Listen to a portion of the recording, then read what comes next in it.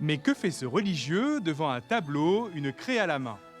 Pour le savoir, remontons le fil du temps et allons à la découverte de 3 moments clés de la vie d'un homme du nom de Jean-Baptiste de La Salle.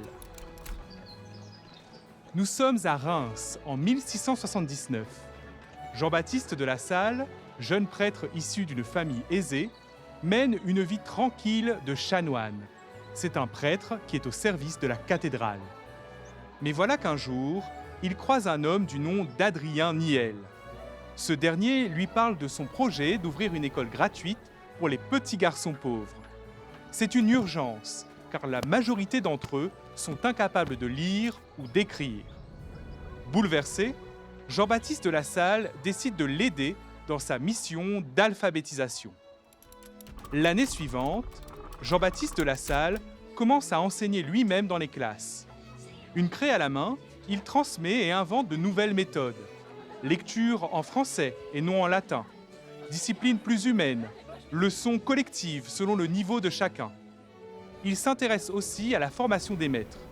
Il les invite à partager des repas avec lui. Il les forme au niveau spirituel, mais aussi pédagogique.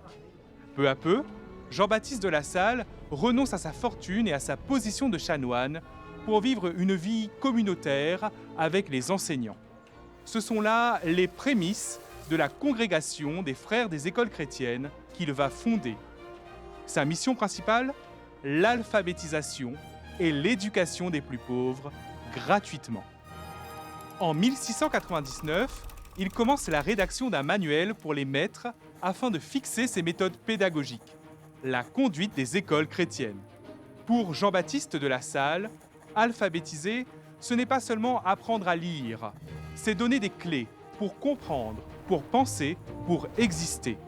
Plus que des écoles, ce sont des lieux de construction humaine qui vont voir le jour aux 4 coins de la France, jusque dans les Outre-mer.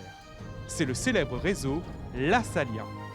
Voilà, maintenant, vous savez ce que faisait ce religieux, Jean-Baptiste de La Salle, devant un tableau, une craie à la main.